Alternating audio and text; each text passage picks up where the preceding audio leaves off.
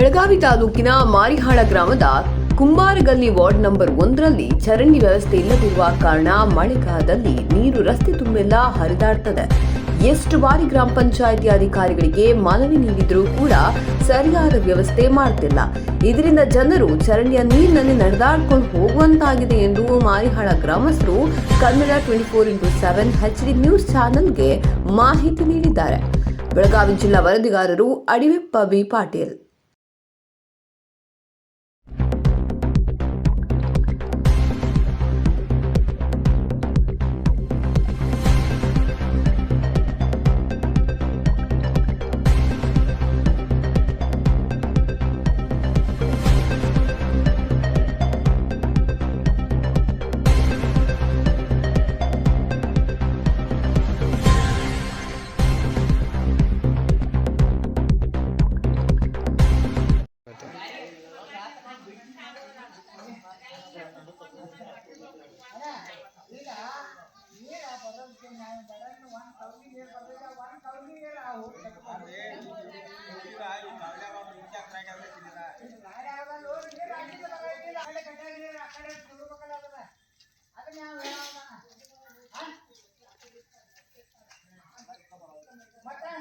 road ತುಂಬಾ ಇದೆಯಾ ಇಲ್ಲಿಂದ ಇಲ್ಲಿ ಮಟ್ಟ ಕೊಳಚೆ ತುಳ್ಕೊಂಡು ಹೋಗ್ಬೇಕು ಗಾಡಿ ನಾ ಕಾಲಿಗೆ ಕೆಂಚೆ